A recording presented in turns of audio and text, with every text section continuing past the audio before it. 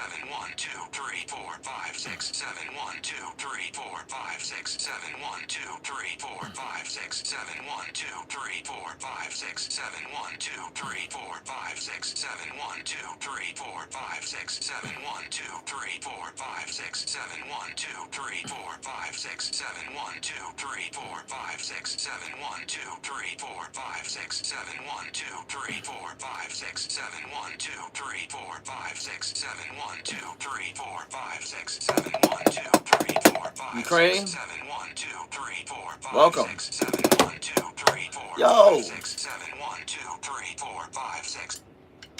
You're in the Ukraine.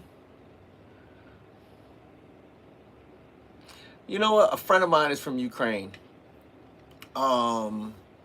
We sent him to his home country. He's from like a small village in Ukraine. We sent him home. It was a bunch of us at our church. We sent him home with like $120,000 to kind of help, you know, to help with the efforts, you know, the whole Russian invasion. Man, he came back like, don't worry, we're fine. I'm like, yes, yes, I love it. I love it, man. You know, he was like, it was encouraging. So, you know, he was like, and he didn't really kind of go too far into it, but I just been kind of following the war in Ukraine. You guys are spanking the Russians. It doesn't make sense, man.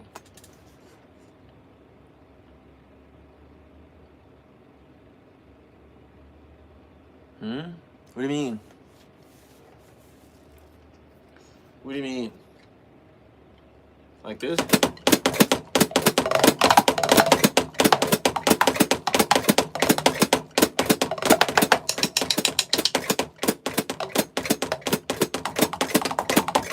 Like that?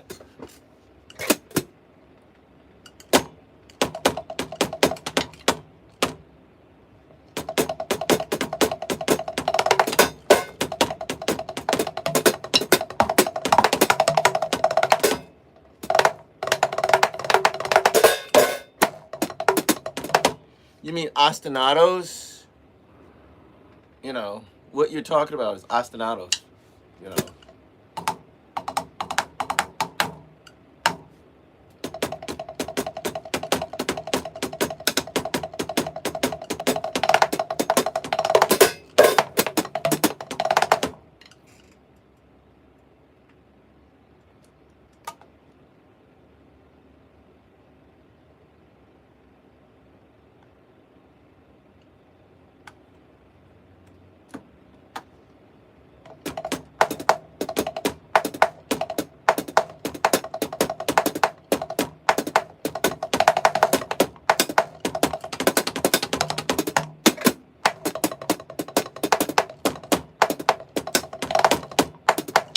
Oh, this is...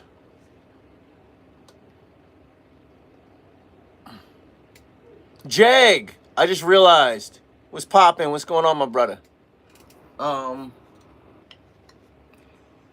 But I'll say this. A lot of the, hey, do you know how to play this, you know, whatever, blah, blah, blah, blah, blah, and you know how to play this time divisions and all of that. If it doesn't serve the music, then you're just learning something for the sake of learning it. And it just is pointless, you know. Like the ultimate goal of, you know, playing drums is to keep time and to create a comfortable enough environment for the other musicians around you to kind of to be cool. Like just learning, you know, weird ostinatos and stuff like that. You know, it's cool to learn, but it's pointless. You know what I mean? So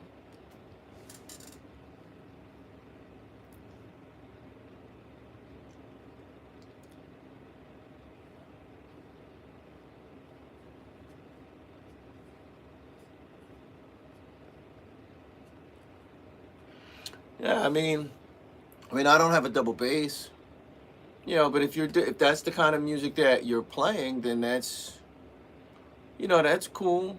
But you know, if that's what the music requires. But if you're not playing that kind of music, then that's like for me. If I don't like, if I step in a metal situation and that's what's required, then I'll play that. But I don't, you know, I don't sit and learn. Like I'll be 60 in like about 5 months. I started playing. I've been playing. Put it this way, I've been playing for 56 years. There's not really much that I can't play, you know. And and that being said, I don't spend a lot of time learning stuff so much as I work on my feel, my touch, and I'm really just kind of keeping my hands in shape. Just sharp, keeping my sword sharp. Now, if there's something with some weird, if I got to do 15/16 with my feet and 4/4 with my hands or whatever, or 7/8 with my hands and 5/4 with my feet, I'll just write it out on a chart and just play it. You know what I mean? It's easy to just write it out and just play it. You know what I mean? Um, it's just easier. Like I don't have to just let me learn. Like I just write it. I literally write it out and play. It's like reading out loud. You know, and if you're used to reading out loud, you don't you don't I'm going to practice my vocabulary so I can read out loud. You build a vocabulary so that you can read out loud. You know, and there's a point in time where you've got all the words you can possibly learn. Like, if that's if your job is you're an orator, you build your vocabulary and then you write out what you're gonna write and you say it. But like you don't sit home and practice speaking words and all of that stuff.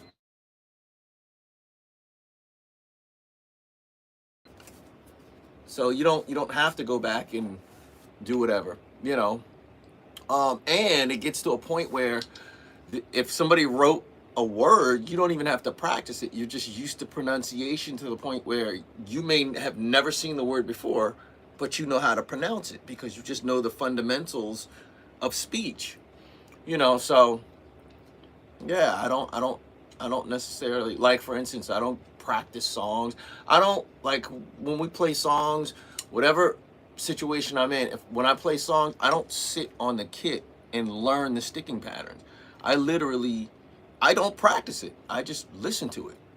You know, I listen to it. There's certain parts that I need to really focus on. I might write out the charts, but I just have a set list. And the way I learn is I just listen to it, internalize it, and I just go play it, So, yeah, I've played metal for years. I played metal for the first 20 years of my playing. I played metal. And I got away from metal because it was pre-written. It was just, I was growing in my playing and I just was looking for ways to kind of stretch my playing and my abilities.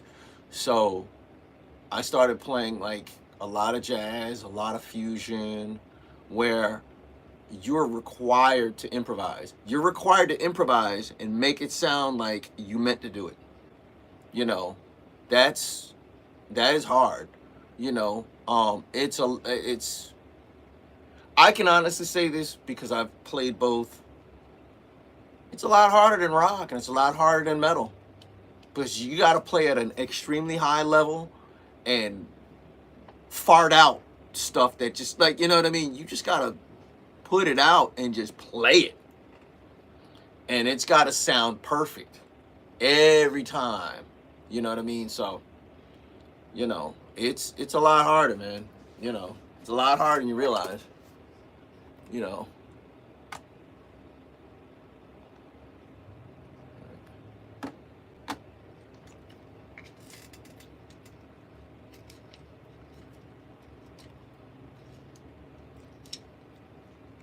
Yeah, improv is hard, bro. It's really, really hard. Like I've seen guys, like there's a guy, he plays for Animals as Leaders. I've seen him do Latin stuff. I've seen him do jazz. I've seen him do gospel. Right now he switches between Chan and Animals as Leaders. Um, what's his name? Matt Garska. He can play anything. He can play parts. He can play anything. You know, he's one of the most complete drummers I've ever seen. Another guy, Ronald Bruner. Ronald Bruner can play things that no other human can do. Like he like, and when I say that, like Ronald Bruner Jr. is like, I don't care what genre you play. You're not like, he can play what you play and play stuff that you can't possibly think to play. Like, so I don't really have a hardest rudiment. I don't know. You know.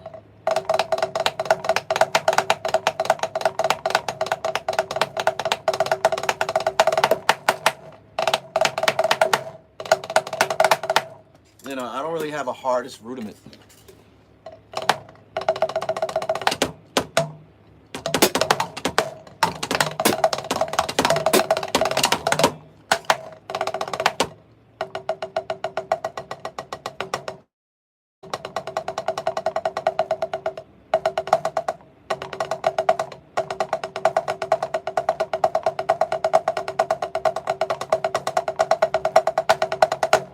Yeah, I really don't have a hardest rudiment. You know what? Everything is difficult until you sit and practice it, you know. Like I always tell people, practice slowly. Whatever it is, like people look at speed, they're like, "Oh, how do you gain speed?" I'm like, start off slow.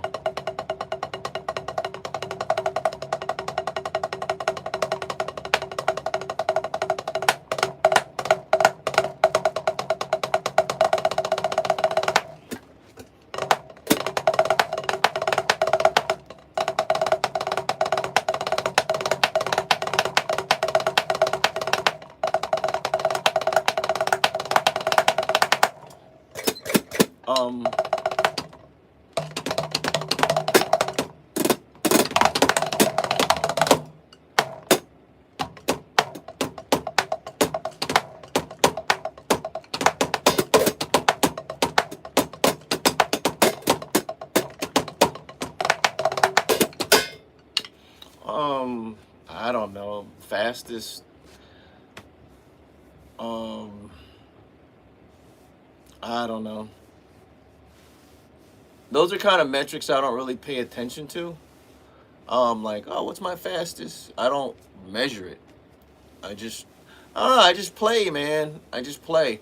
You got to consider, man. I've been playing for half a century, like a little over half a century. So, you know, I don't know. I just play, man. I don't worry about speed. I don't worry about, you know, I literally just play, man. You know what I mean? You get to, I mean, like when you're younger and you're in school and what have you, or you're learning or whatever, I think you're like, oh, you kind of look at things in the metrics of speed and the amount of something, you know. And one of the things, I'll say this, one of the things that are the most freeing is you get to a point where you just don't care. You've gained all the speed you can, like, you've gained the amount of speed that you need. You've gained, you know all the rudiments that you need. And then it stops being about metrics and it starts being about how you can express yourself. And I heard Dave Weckl say that, and I was like, whatever. Until I got a little older, and I'm like, wow, he's right. It doesn't really matter. It's about expressing yourself, you know. And I say that because I suffered some really, really bad elbow and wrist injuries. I got like really, really bad carpal tunnel from like trying to, gain speed. and I had to really change my this is driving me crazy. I had to change my way of playing, you know. But I'll say this: if you want to gain speed, the best way to gain speed is to learn how to play slow and with your fingers. This is the fulcrum, and that's what produces the action. You know, outside of some sympathetic movement, your wrist is still. You know.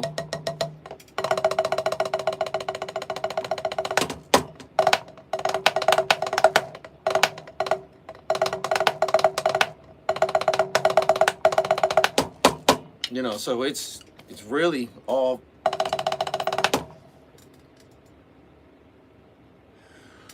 Ooh, okay. How to stop a mental block while playing live. You just gotta do it, man. And this is coming from someone who had I had a serious mental block in playing live. So you're kind of, you kind of came to the right guy. Because there were opportunities where I'll be honest, man. There were situations where I was scared to death, and I talked myself right out of gigs. I've done it so many times, man. So many times I've talked myself out of gigs because I was afraid, or I've been on gigs, or I've gone to open jams, and I was so in my head and so afraid and I was scared, man. It just was what it was. I was scared.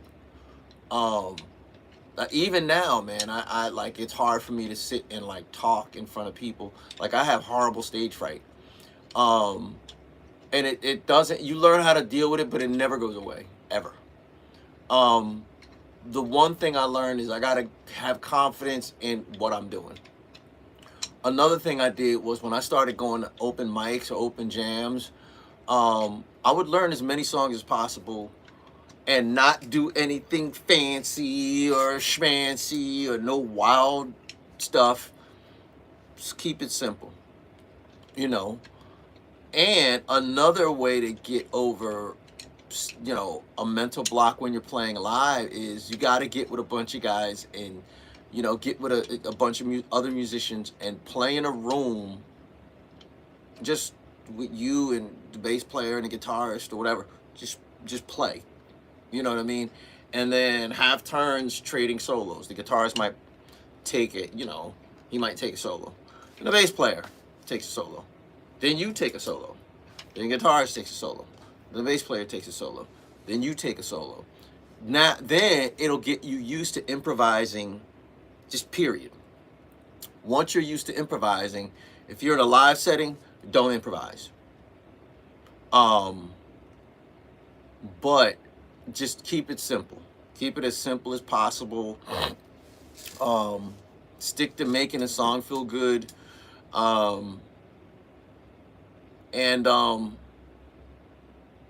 That's it. Now, once you get used to, I say that to say, once you get used to playing live in front of people, because there's a difference between playing live and just improvising in front of people versus playing live and improvising in front of people you don't know. If they're the people those are your buddies, you'll mess up, y'all laugh it off and whatever. You do it in front of other people, it's like, oops, sorry, you look horrible. But so I say that to say, get used to playing live in places where you don't know people.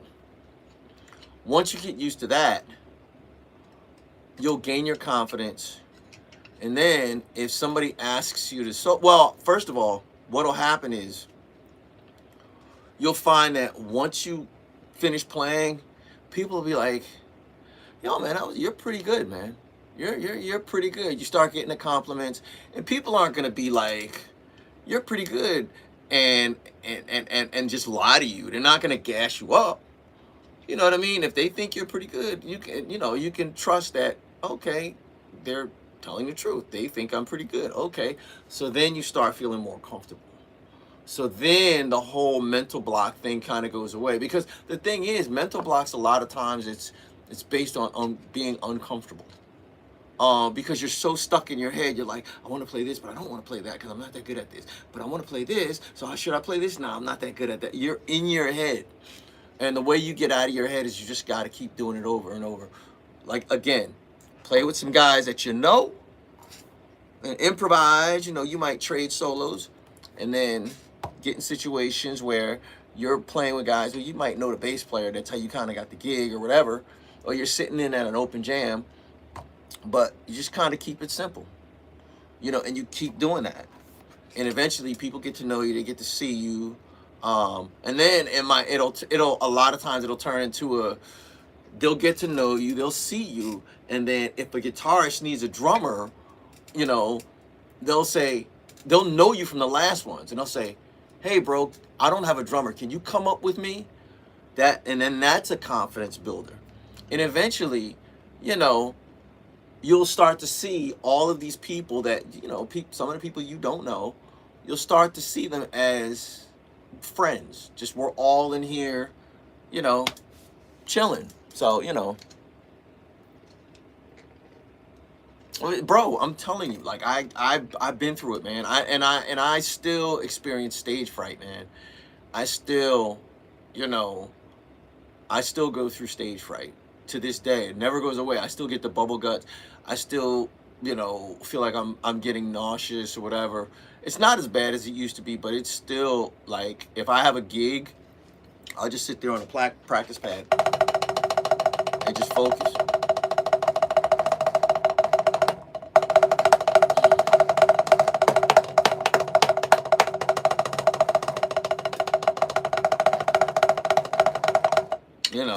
I'll just do that just to kind of keep my mind occupied and my hands warmed up. Once I feel like my hands, like I'll go to gig. I used to do this. I'd go to an open jam with like a pair of sticks, a practice pad like this. Not because I want to just dust everybody off, but I just got all this built up nervous energy, and I'm like, I gotta get it out. So I'm just like, and then I might walk around and talk to some people. I might just, hey, how you doing? Blah, blah, blah, blah, blah, this and that, to kind of get to know some people. But yeah, man, anything to get out of my head, So, yeah.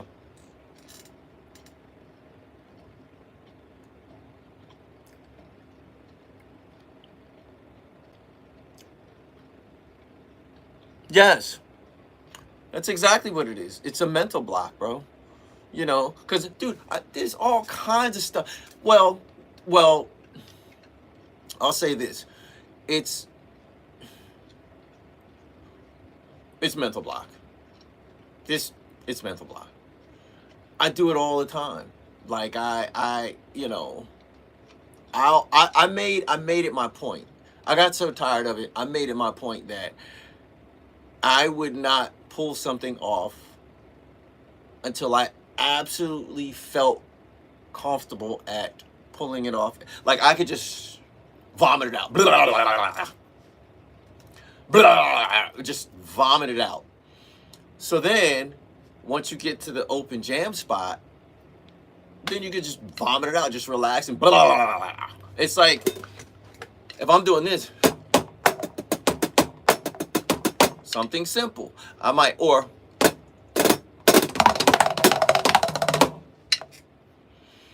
I'll keep practicing that.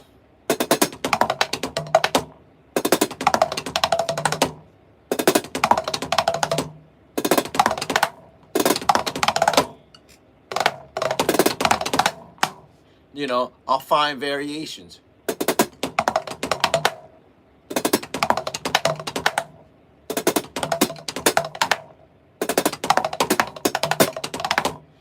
I'll find different combinations of that same kind of riff to get my mind thinking of new ways of kind of doing stuff.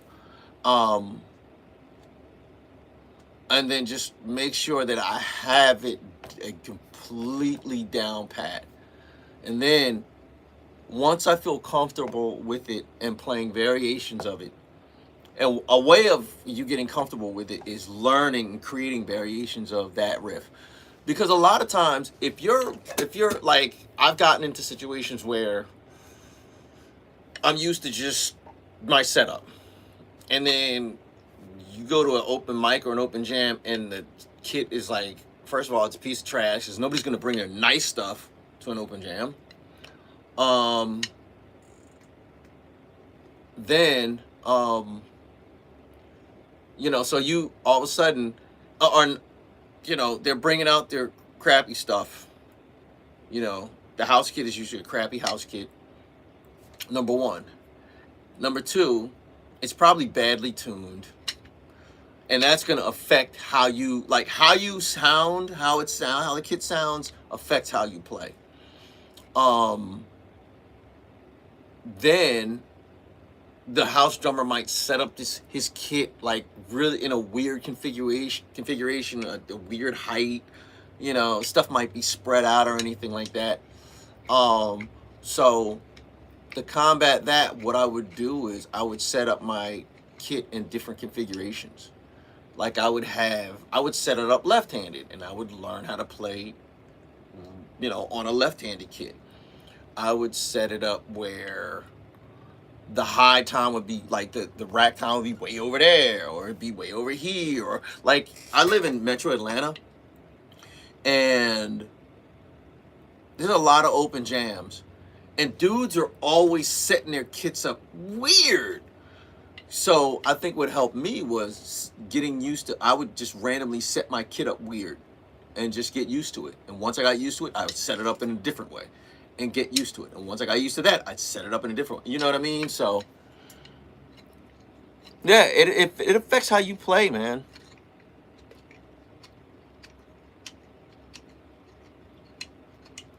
Yeah, man. Yeah, man.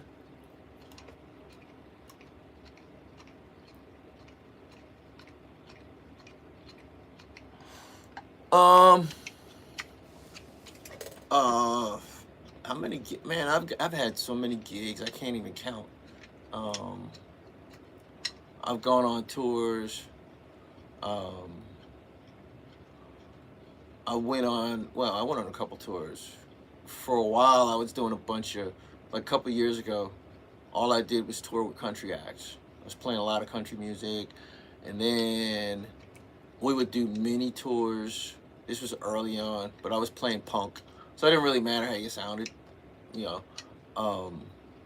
Me, my boy Dave Bizzagatti, my boy Nick Spines, a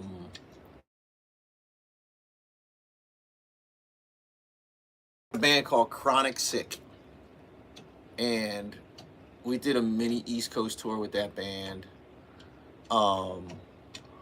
And then I was in a band called Slink, and we did a lot of openers. We opened up for like Jamiroquai, bands like that. But I've gone on tons of tours. I've never taught. I mean, people have said, you should be a teacher. You have a lot of good advice and blah, blah, blah, blah, blah. And now I'm at a point where I'm seriously thinking about it. But yeah, so I've played punk, I've played metal, I've played jazz. Presently, I'm in a jazz trio. It's like an organ trio. It's me, a guitarist, and an organist. But I've played in, the only situation I probably haven't played in was like polka, something like that, I played in a comparsa band for a while. A friend of mine, he was my neighbor, and he played percussion with Herbie Hancock. He toured with him and everything. And my wife knew my wife knew he was a musician. My wife was like, he's a musician. I was like, how can you say that? Because he has a shed in the back. I was like, so what? He's got a shed in the back of his yard. He's got a farmhouse. Big deal. And she was right. So I like he would come over. He had a son, and we only had one kid at the time, our daughter. And he goes, "Hey, your daughter, my son is cool, blah blah blah blah blah." I met his wife. His wife was real cool. It was cool. So he would have like band rehearsals at his house, and I remember one time he said, "Hey, come on over," and I heard all the music, so I came over, and there was like a bunch of dudes. I didn't know who they were. Later on, I found out they were pretty much heavy hitters, really heavy hitters in the music scene at the time. So the one guy named Kebby Williams, he plays with Chris Dave. He's played with Chris Dave. He's played with everybody. Um, Chris Dave is a legendary drummer. You don't know who he is? Chris Dave. Look him up. But Kebby opens the door. He looks at me. He's like, "Ugh," and he closes the door. And my neighbor sees me. He's like, "No, open the door. Come on in. Come on in." So we come in. Well, I come in. And I'm like, "Hey, what's going on? Blah, blah, blah, blah." And he's like, "What's up, man?" So then he goes, finally, I'm like, "Hey, bro, can you teach me Afro-Cuban stuff?" He said, "Yeah, if you play in my comparsa band." And, he just sat and taught me all kinds of, like, the basics of Afro-Cuban rhythms and stuff like that. And in exchange, I played in his comparsa band. So I've done that. Hip-hop, you know, um, which was kind of rough. There's a lot of, put it this way, if your marriage ain't strong,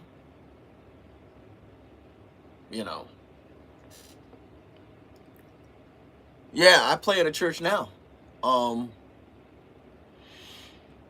but I play that gig because I don't get paid at it. It's my home church.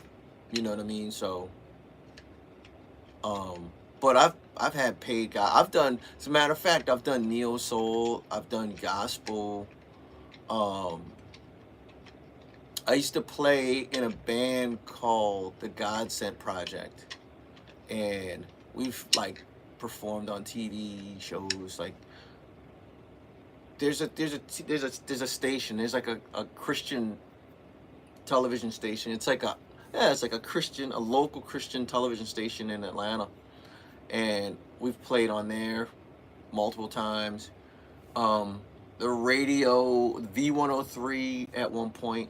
This was years ago. They had some big like festival, in downtown Atlanta. Played there, and then I switched to bass. And I started playing bass, and they had another drummer, and then we had like showcases. We were on BET. This was years ago. So yeah, I've done some things. You know, I've done some things. I've done. And then I was playing bass in another gospel group, for this guy Jay Evans, and then I was playing neo soul. I can't remember her name, man. This chick can sing. So I was playing bass for her. So I've done tons of gigs, man. I've done tons of gigs. I don't know what it is.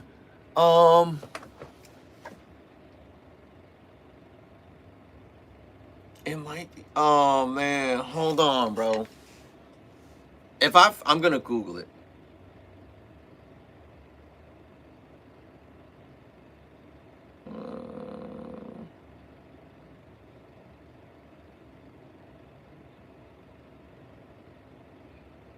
Mm.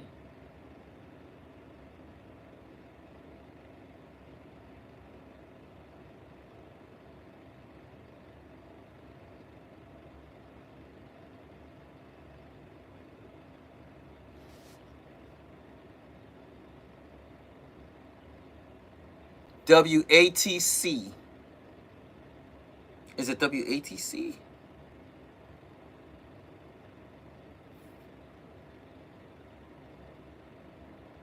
WATC. Yeah, WATC. There used to be, no.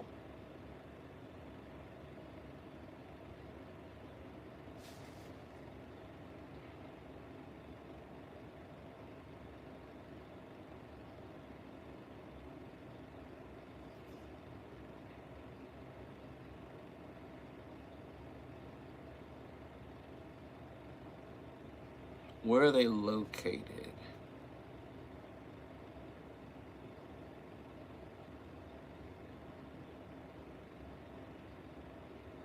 Oh, you know what? No.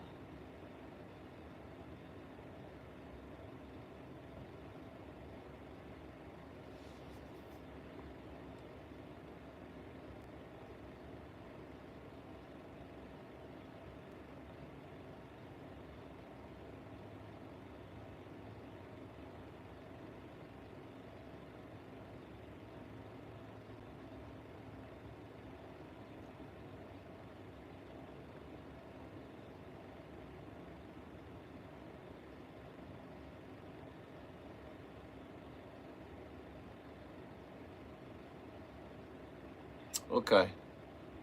WATC. It's WATC. That's what it is. Yeah. It's in Atlanta. It mixed me up. I got mixed up because I saw the headquarters in Marietta are in Marietta. When we played there, the headquarters were in Decatur. It was a big building tucked off, but now I'm remembering the last time I passed there, it was, I don't even think that building was there. So I had to, when I looked it up, it said, oh, it's in Marietta, so they moved. But yeah, WATC.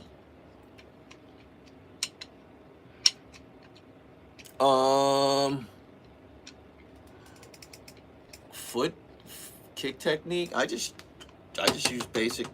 You muscle through it.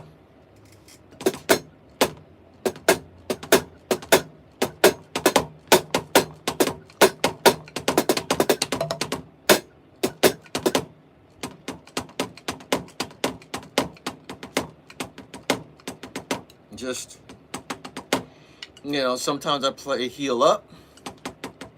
Sometimes I play heel down. If I'm playing jazz, I'm just like,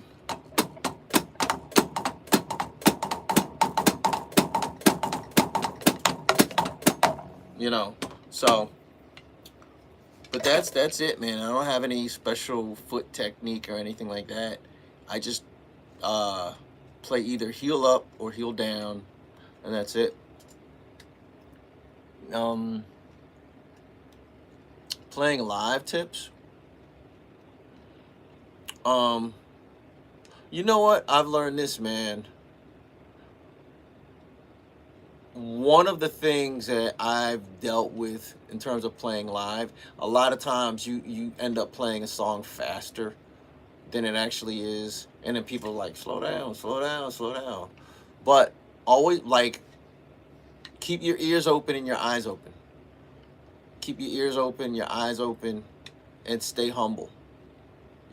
I'll say this, the best lesson you can ever learn is being the worst musician on the gig.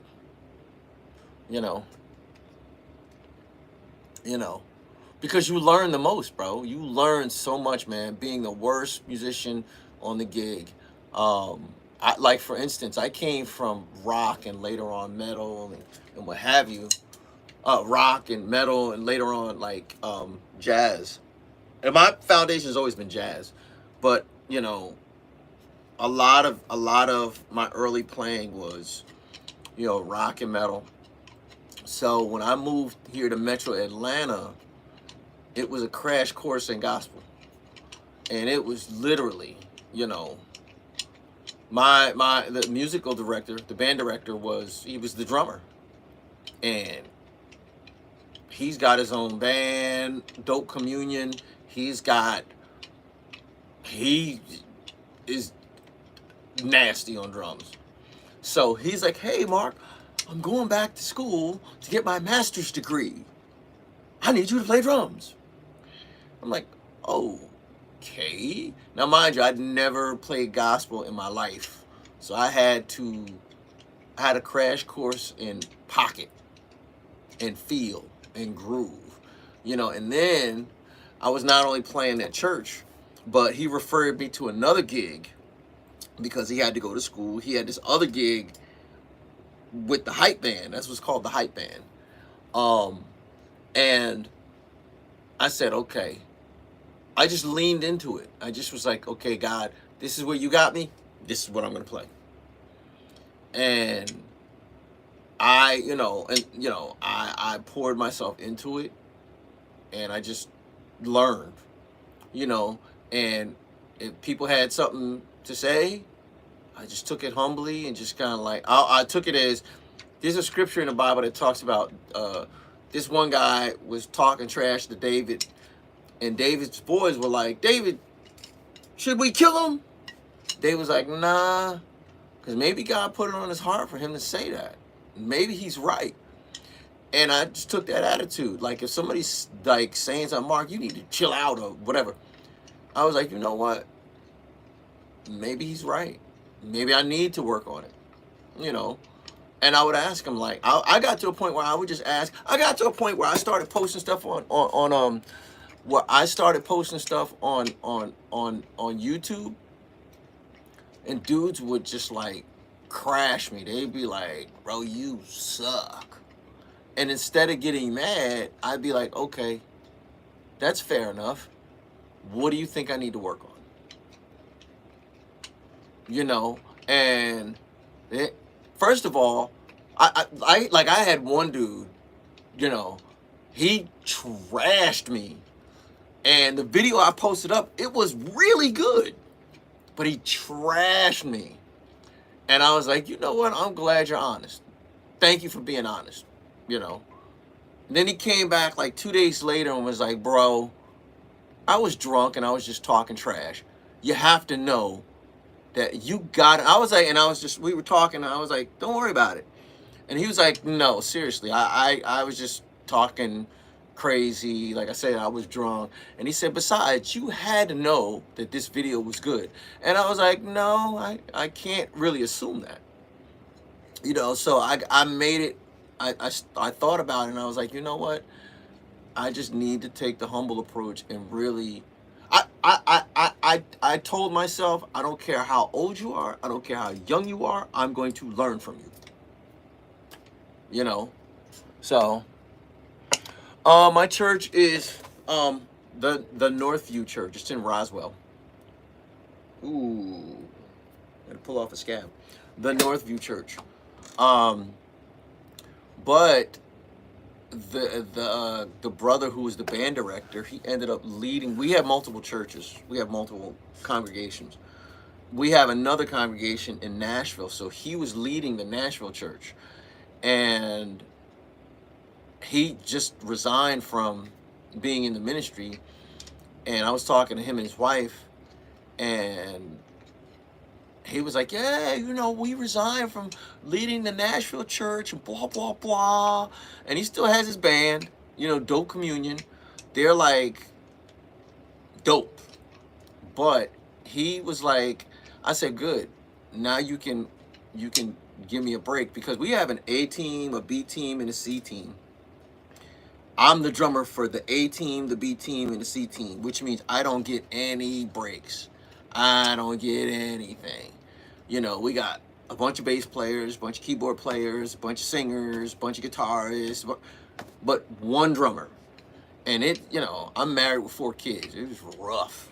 So, but I just kind of took it as, you know what? God has me here for a reason. And I just learned and learned and learned and learned. At that point, I just learned to just up my playing and really just work on the relationships between me and my other, the other people on the worship team. And I was like, God, it's stressful, and I'm tired of learning songs. But one thing I've learned is I've learned so many songs that, and there was one at one point we were having 2 services a day. I've learned so many songs that I don't sit down and play. This is the song to play along with it. Here's a drum roll, drum roll.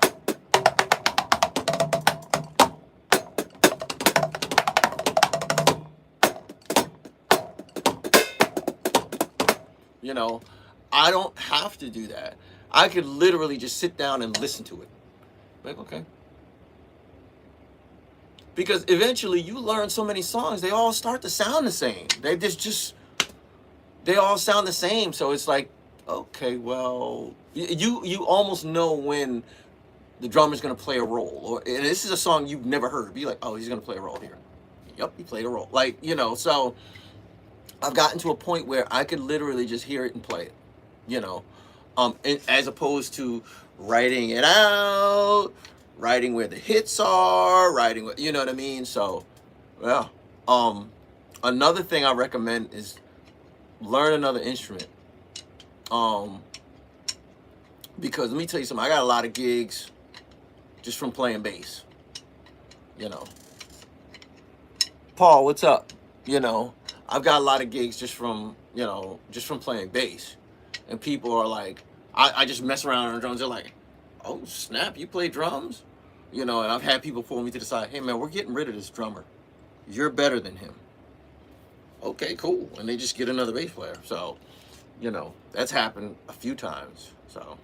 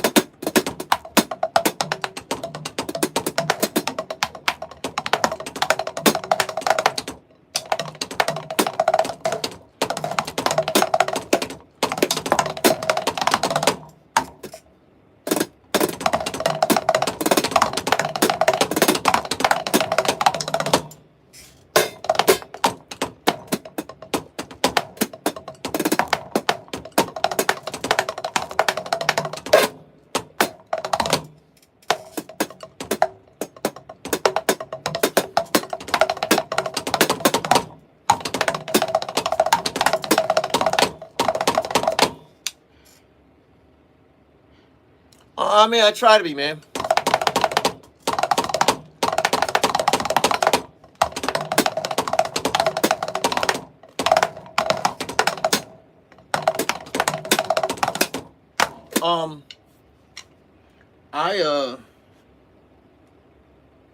I just forgot what I was gonna say. But yeah, a lot of the reason why I do what I'm doing now is, again, I have horrible stage fright, number one. Number two, I don't care. Like, the one thing I hate is when you go on YouTube and you're like scrolling through YouTube and you're looking for drummers and they all sound perfect. They all sound like they just playing. They're like one take Charlie, where they walk in and play one take. Nobody shows the mistakes.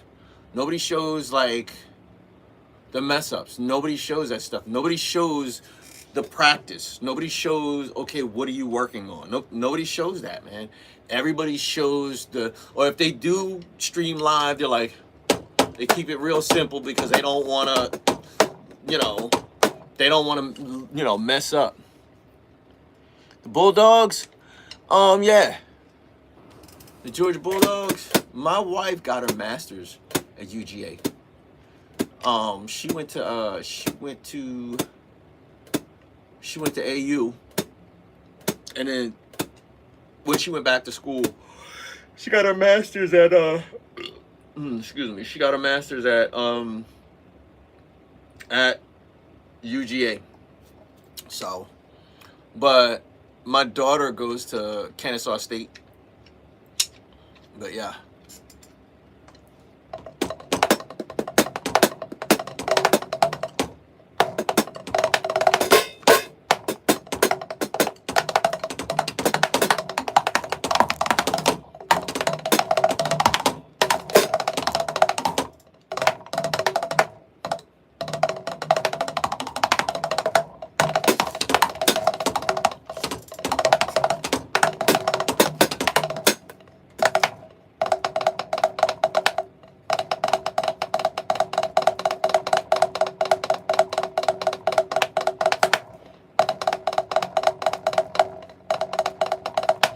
Another way to really get good at stuff is if you're gonna like learn to lead with both hands. You know.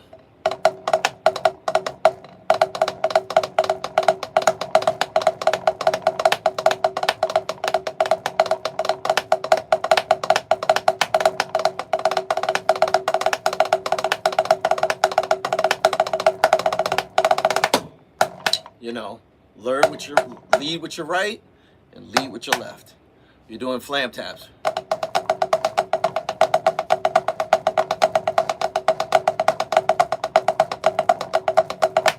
You know,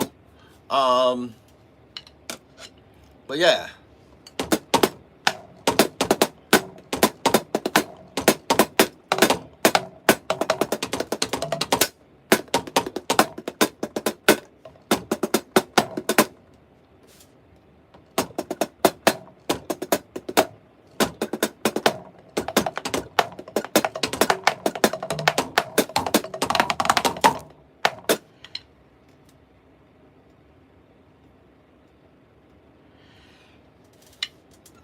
Yeah. Yeah. Yeah. Yeah. No, I don't believe it. That's a fact. There's no wrong beats. There's no, it's just context. You know what I mean? It's what's the context you're playing it in. There are no wrong beats. Let me tell you something. I don't even think of beats as, like, I listen to wind in the trees and I hear a beat. Now, what context am I going to put it in? Like, they're doing all this construction now on my street, and I'll listen to the trucks going drum drum drum drum. I'm like, that's a beat, and I'll try to figure out how to work it out with my four limbs, and then I'll try to. A lot of times I'll create some kind of context, and how to like display it. A lot of guys, like the top guys, especially guys like, I'll say, Davnis Prieto. If you want to go old school, Jack DeJohnette. JD Beck. He's known for it. JD Beck will just be driving in a car and just hear the rhythm of the tires on the road, you know, the bumps on the road, going through the bumps on the road, and that's a rhythm. You know, I remember seeing an interview where he was like, yeah, I just pull rhythms from anywhere. And then I asked this guy, Davnis Prieto, who's a legendary drummer. He teaches at Juilliard now, but he's got a bunch of albums out. He's played with all kinds of people. This was when YouTube first started. When it first started, I had this channel. I started this channel. YouTube started the year I got married in 04. I started this channel in like 07. Back when YouTube first started, you could actually DM people. You know what I mean? It sucks that you can't do it now, but yeah, you could actually DM people. And I remember I just DM'd him. I was like, hey, bro, how do you come up with rhythms? And he was like, man, if I can hear the wind going through the leaves in the tree and hear a rhythm. I could hear this. I could hear water flowing in a lake, and you know, or in a babbling brook or whatever, and hear rhythm. I was like, oh. So the thing that popped in my head was, oh, everything's fair game. Everything's fair game. You know, if it has a pattern or a rhythm, it's fair game. So you're absolutely right. It's context. There's no wrong notes. That's like Miles Davis said, there's no wrong chords. There's no bad notes. There's no wrong chords. And mind you, he was the one who started layering chords on top of chords. You know what I mean? Even Herbie Hancock has an interview where he said it was him. It was like the Miles Davis quintet. It was him on keys. Coltrane on Coltrane had left. Ron Carter on bass. Tony Williams on drums. Tony was like 17. Herbie was like 19. And Wayne Shorter on saxophone. And he was like, one time he asks Miles, like, hey, Miles, sometimes I don't know what to play, or sometimes I play. Oh, no. He goes, I was playing one time and Miles was soloing. He said that I messed up and played the wrong note. He said, and Miles instantly heard it and adjusted his solo to fit that wrong note. So Miles's thinking was, there are no wrong notes. If you play a chord, I'm gonna adjust to that chord. I'm gonna adjust my solo to that chord. You know, there was another interview where Herbie was saying he was playing for Miles, and he asked Miles, like, man, sometimes I don't know what to play. And he said Miles was like, I don't care what you can stick your finger in your butt. He didn't say that. He didn't say butt. He said you can stick your finger in your butt for the entire time you saw. I don't care. He said just play what you feel like playing. And when he said that, it removed all the pressure of, because I think you put pressure. I think musicians, we're so stuck on perfection. We put pressure on our performance or how we sound or what have you. And Miles was like, just do you, so.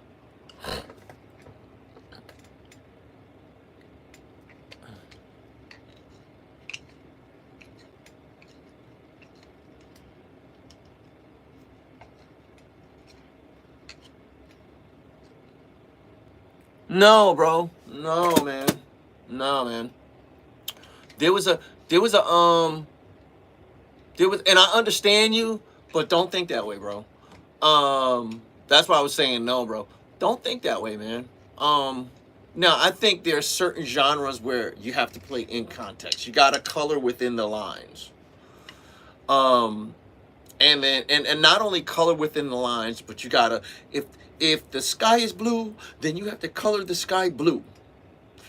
If if the grass is green, then you have to color the grass green.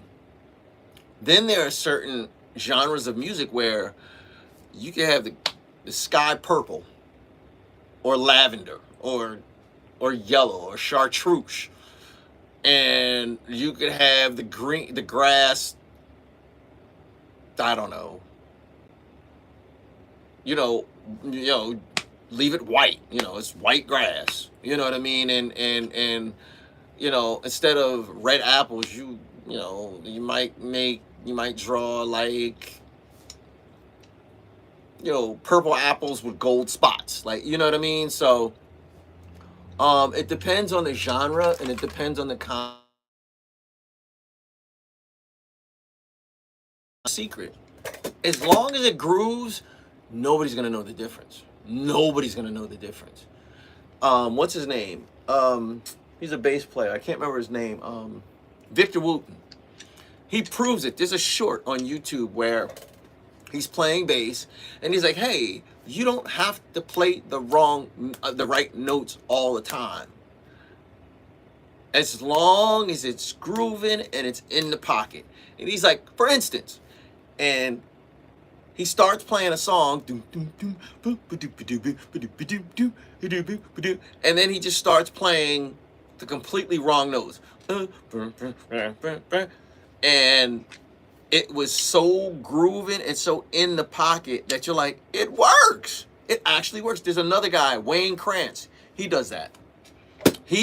Wayne Krantz will sit there on guitar, and he has a short where he purposely plays the wrong notes, but he makes them groove and he keeps them like, he puts some kind of groove on it where it sounds grooving and it sounds like it works, but he just told you he purposely is playing all the wrong notes.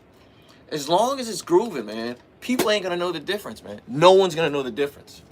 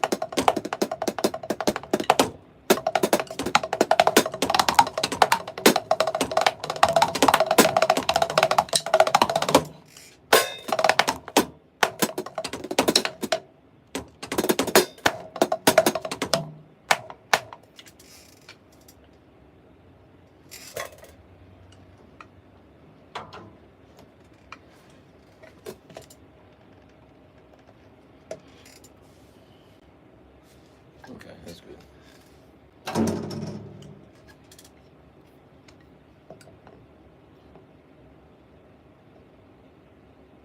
Still a little tilted. Don't matter.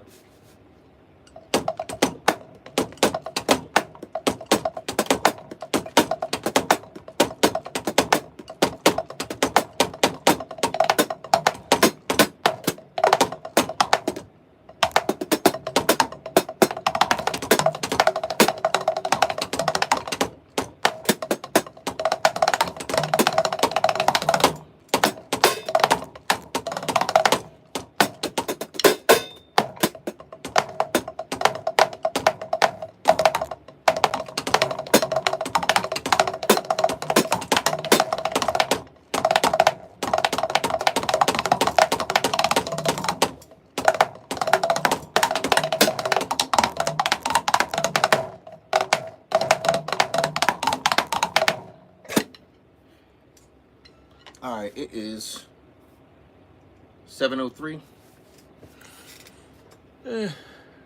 I'll come back later.